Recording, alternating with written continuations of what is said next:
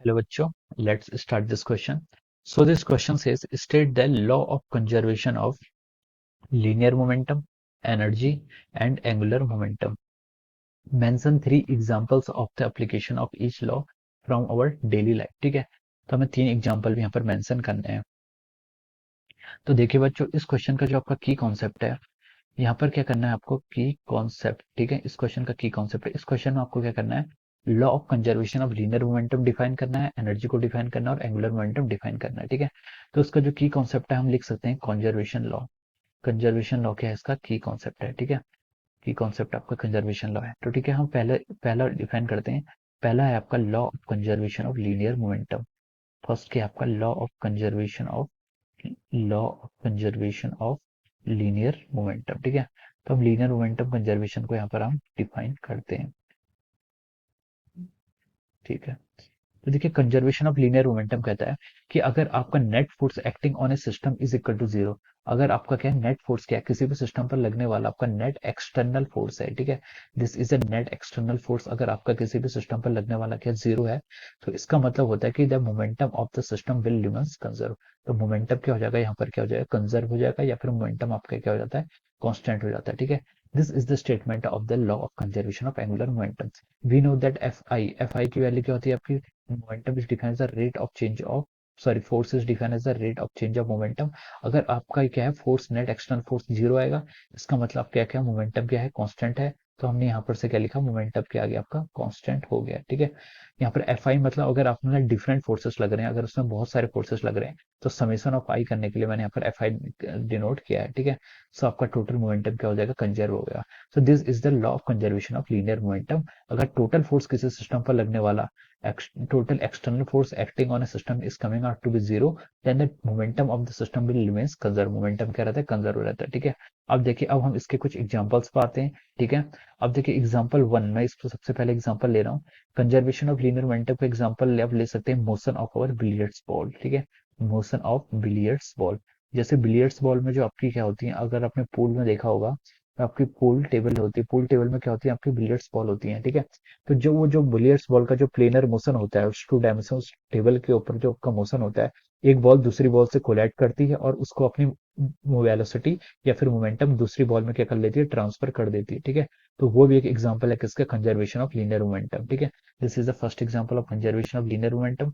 Second example आपका conservation of linear momentum का हो सकता है कि जैसे आपकी कोई न्यूक्लियर एक्शन होती है, कोई न्यूक्लियर एक्शन होता है, कोई मास है, जैसे मास क्या है, एम है, इस मास का एम है, ये आपका इनिशियली क्या है, इनिशियल वेलोसिटी क्या है, इसकी जीरो है। ठीक है, तो देखिए इसकी इनिशियल वेलोसिटी जीरो है, तो हम बोल सकते हैं कि इसका इनिशियल मोमेंटम भी कितना होगा, जीरो होगा इनिशियल मोमेंटम।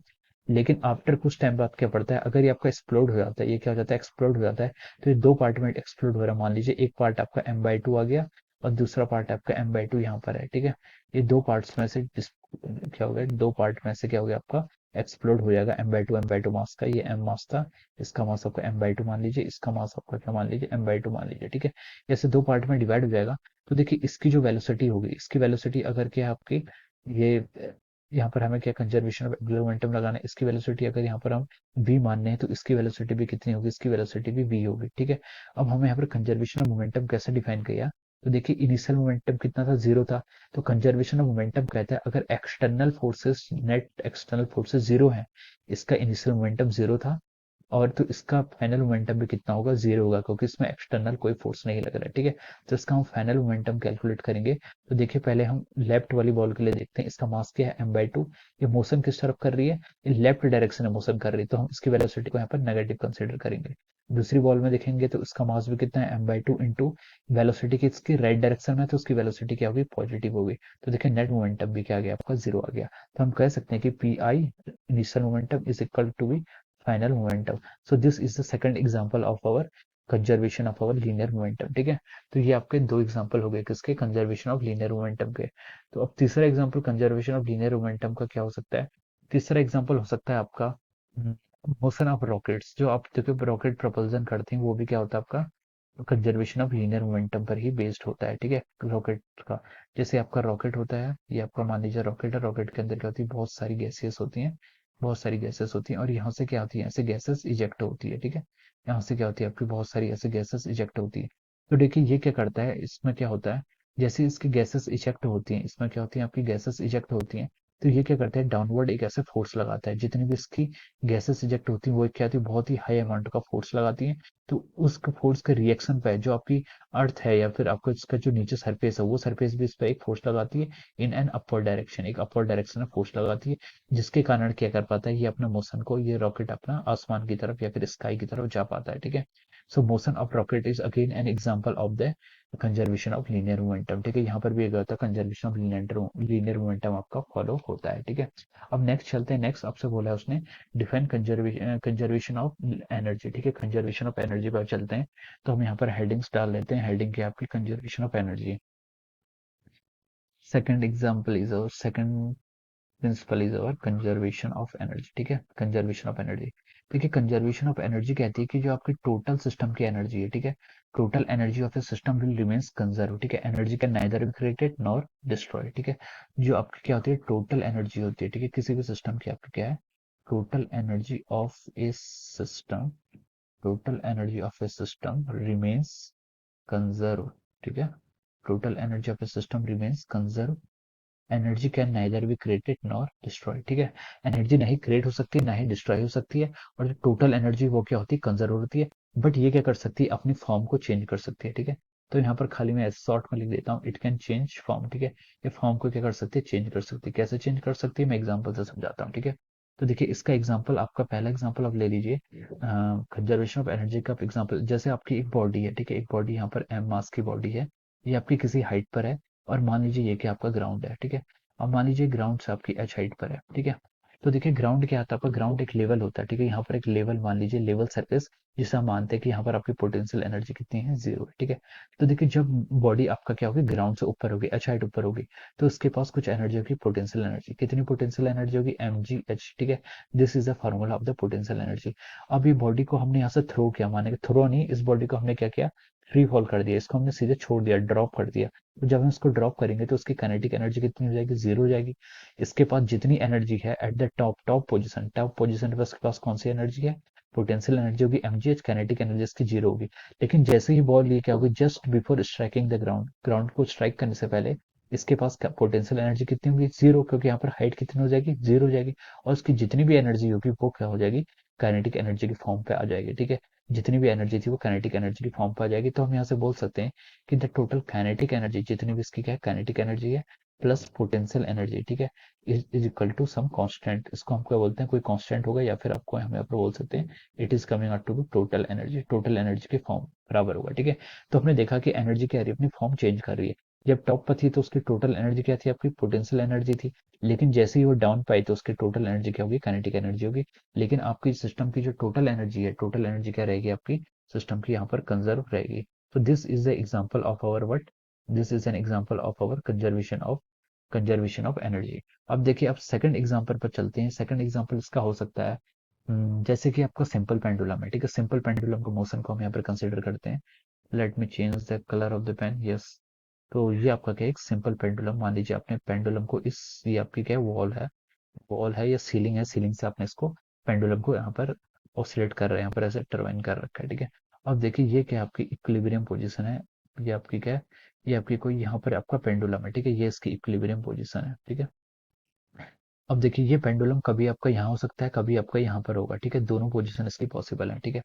अब देखिए जब आपका पेंडुलम यहाँ पर है, ठीक है, जब आपका पेंडुलम यहाँ पर है तो हम यहाँ पर बोल सकते हैं कि मान लीजिए ये आपका क्या है अर्थ, ये आपका क्या है level of potential energy zero, ठीक है। देखिए पोटेंशियल एनर्जी डिफाइन करने के लिए हमें क्या करना पड़ता है एक रेफरेंस लेवल लेना पड़ता है, ठीक है। रेफरेंस लेवल होता है जहाँ पर आपकी पोटेंशियल एनर्जी क्या होती है जीरो हो जाती है, ठीक है। ऐसा हम क्या कर लेते हैं एक लेवल एज्यूम कर लेते हैं, ठीक है।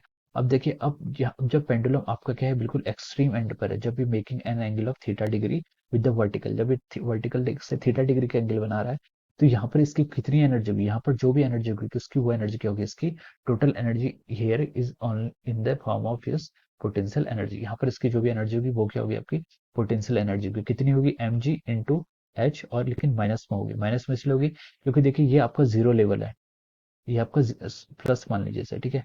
ये आपका जीरो लेवल से अगर आप ऊपर जाएंगे तो आपकी पोटेंशियल एनर्जी बढ़ेगी, तो वो कितना हो जाएगी आपकी एमजीएच हो जाएगी, ठीक है। तो यहाँ पर से अगर हमने किसी पेंडुलम को देखे इस हाथ पे, यहाँ पर अपने इसे अपने हाथ से पकड़ रखा है, ठीक है। तो ये किसी हाइट पर है, ठीक है, ये यहाँ पर क्या है इस यहाँ पर h हाइट पर है। अब यहाँ से आप इसको छोड़ देते हैं, यहाँ से आप इसको छोड़ देते हैं, ड्रॉप कर देते हैं, तो यहाँ पर इसकी टोटल एनर्जी कितनी थी, पोटेंशियल एनर्जी, काइनेटिक एनर्जी कितनी होगी, जीरो। जब आपके हाथ पे हो तब उसकी टोटल एनर्जी कितनी होगी, काइनेटिक एनर्जी जीरो, ठीक है। तो यहाँ पर इसकी काइनेटिक एनर्जी जीरो हो जाएगी। इस पॉइंट पर अगर हम देखें तो यहाँ पर देखिए पोटेंशियल एनर्जी इसकी कितनी होगी, जीरो होगी। क्योंकि देखिए यहाँ पर क्या हो रहा है, इसके पास यहाँ से हाइट क्या है, देखिए ये आपका क्या है, जीरो पॉइंट एनर्जी है, ठीक है। यानी कि यहाँ पर आपकी पोटेंशियल एनर्जी जीरो है। अगर यहाँ पर इसकी पोटेंशियल एनर्जी जीरो होगी तो टोटल जितनी भी एनर्जी होगी वो किसकी फॉर्म होगी, यहाँ पर आपकी काइनेटिक एनर्जी की फॉर्म में होगी, दैट इज mgh, ठीक है। तो यहाँ पर इसकी टोटल एनर्जी क्या होगी, आपकी काइनेटिक एनर्जी होगी, ठीक है। सो this is the example of conservation of energy, ठीक है। जब वो हाइट किसी h हाइट पर था तब उसकी एनर्जी क्या थी, पोटेंशियल एनर्जी की फॉर्म पर थी, वहां पर काइनेटिक एनर्जी कितनी थी, जीरो। जैसे ही वो अपनी इक्विलिब्रियम पोजीशन पे, इक्विलिब्रियम पोजीशन वो होती है जहां पर इसकी वेलोसिटी क्या होगी, मैक्सिमम होगी। यहाँ पर इसकी वेलोसिटी मैक्सिमम होगी, और फिर जैसे ही ऊपर को जाता रहेगा, जैसे वो यहाँ से ऊपर को जाता रहेगा, और यहाँ पर उसकी वेलोसिटी जीरो हो जाएगी, और टोटल एनर्जी जो हो जाएगी फिर से वो आपकी क्या हो जाएगी, पोटेंशियल एनर्जी की फॉर्म में आ जाएगी। सो this is the example, second example of conservation of energy, ठीक है। अब चले, अब हम थर्ड एग्जाम्पल की ओर चलते हैं। थर्ड एग्जाम्पल आप कह सकते हैं, थर्ड एग्जाम्पल आपका होगा इस पे, कंजर्वेशन ऑफ एनर्जी पे।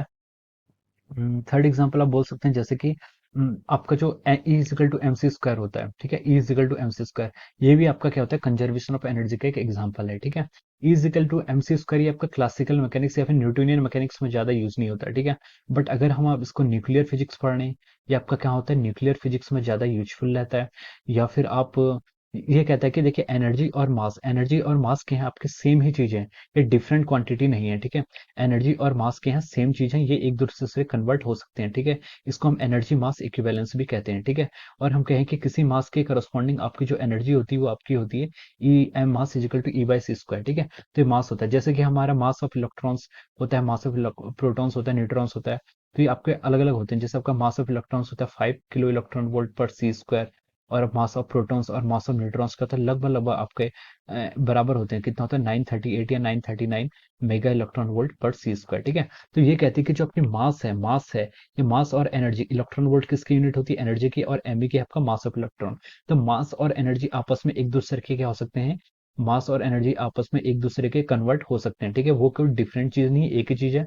हम इसको न्यूक्लियर फिजिक्स या फिर हम आगे अगर हम एसटीआर या फिर स्पेशल थ्योरी ऑफ रिलेटिविटी पढ़ते हैं तो वहां पर इसका ज्यादा यूज होता है, ठीक है।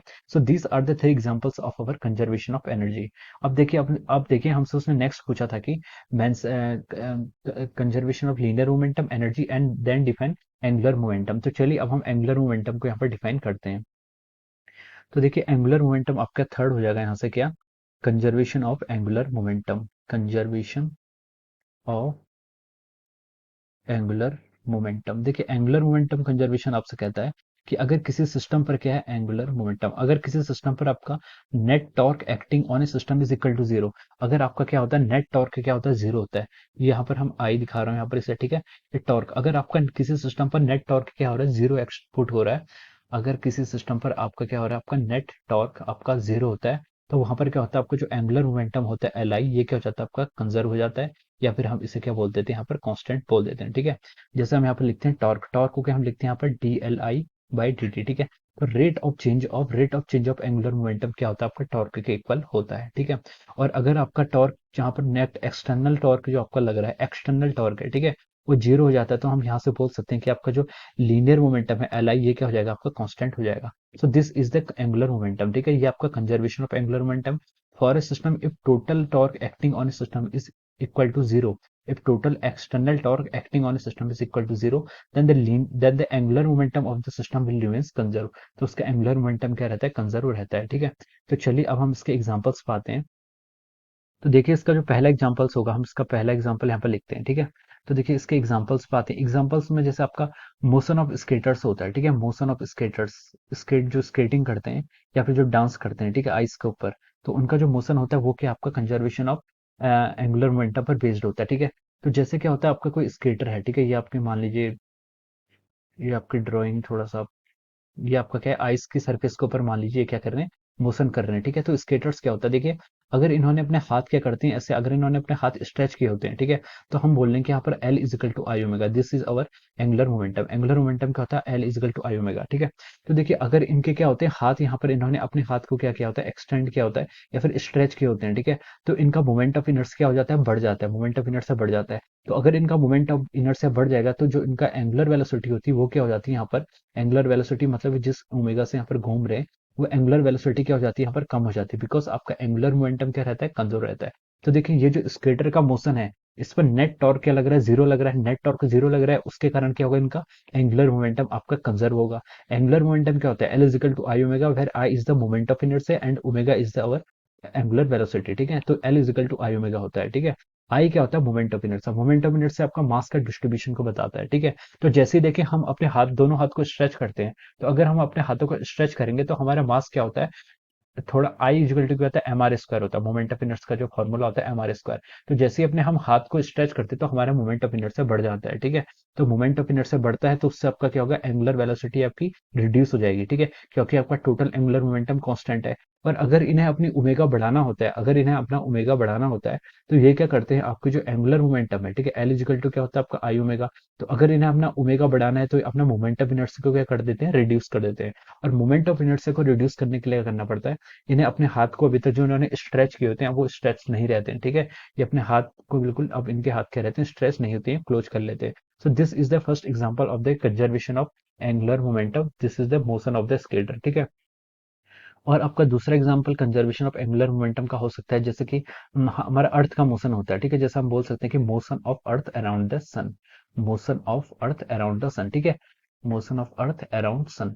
देखिए जितने भी आपके सेंट्रल मोशन होते हैं, सेंट्रल फोर्स के मोशन होते हैं, motion of earth around sun, वो सारे क्या होते हैं, जितने भी आपके सेंट्रल फोर्स के मोशन होते हैं, ठीक है, वहां पर क्या होता है, आपका जो टॉर्क होता है, एक्सटर्नल टॉर्क, वो क्या होता है, जीरो होता है, यानी कि आपका R vector cross F vector क्या होता है, आपका जीरो होता है।